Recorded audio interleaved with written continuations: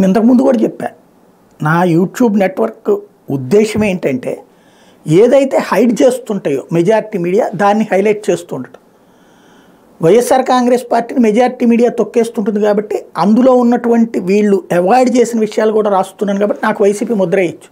సాక్షిని వాళ్ళోళ్ళు కూడా పెద్దగా చదవరు, ఈనాడు జ్యోతి వాళ్ళకి ఎగనెస్ట్గానే రాసుకొస్తారు. కాబట్టి అందులో ఉన్నటువంటి వార్తలు ఏవైతే అవాయిడ్ అవుతుంటాయో రాష్ట్రానికి సంబంధించి మంచి జరిగే కూడా హైలైట్ చేయాలి కదా. మన రాష్ట్రం మంచి కోసం చూడాలి కానీ ఎవడో ఒక నాయకుడు మంచి కోసం కాదు కదా చూసుకోవాల్సింది. జగన్ వచ్చినా రేపు చంద్రబాబు వచ్చినా మంచి చేస్తే మంచి అనే చెప్తాం కానీ చెడు అని చెప్పను నేనైతే. ఖచ్చితంగా చెడు చేసినప్పుడు చెడు అనే చెప్తా, అది మంచి అని చెప్పలేను.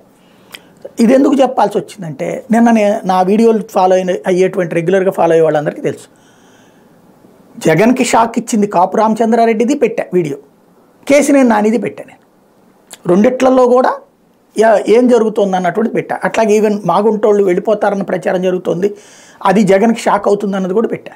దేనికదే వార్తగానే ఉండాలి. ఇలాంటిది వదంతి అయితే వదంతనినే ఉండాలి. ఇప్పుడు నిన్న కాపు రామచంద్రారెడ్డి గుడ్ బై అన్నాడు. నేను మా ఆవిడతో కలిసి కళ్యాణదుర్గం రాయదుర్గం 2 చోట్ల పోటీ చేస్తున్నారు, వెరీ గుడ్, కవర్ చేయాలి, అది తప్పే లేదు, బాధ్యతాయుతమైనటువంటి కవరే. కేసినేని నానిది ఏమన్నా నిన్ననే కదా మాట్లాడింది. కేసినేని నాని బాబుకి నేను నచ్చినప్పుడు ఏం చేస్తాను, ఇండిపెండెంట్గా పోటీ చేస్తాను, నేను మళ్ళీ 3వ సారి ఖచ్చితంగా గెలుస్తాను, నేను ఎంపీగా ఉంటానని చెప్పాడు. రాయాలి కదా అది. ఇవాళ పొద్దున అదే కేసినేని నాని క్లియర్గా చెప్పేశారు, ఎంపీ పదవికి రాజీనామా చేస్తా, పార్టీకి కూడా రాజీనామా చేస్తాను. నిన్న అది రాయలేదు, ఇవాళ ఇది రాస్తారు లేదో తెలియదు. కాపు రామచంద్రారెడ్డిది రాయండి, అట్లాగే వైసీపీలో అసంతృప్తులు రాయండి, తెలుగుదేశం పార్టీలోది కూడా రాయాలి కదా. కేసినేనిది రాయాలా, అట్లాగే వాళ్ళు దేవినేని ఉమాకిను అక్కడ ఉన్నటువంటి సుబ్బారావుకి మధ్యన గొడవ రాయొచ్చు, తిరువూరులో జరిగినటువంటి గొడవలు రాయాలి కదా.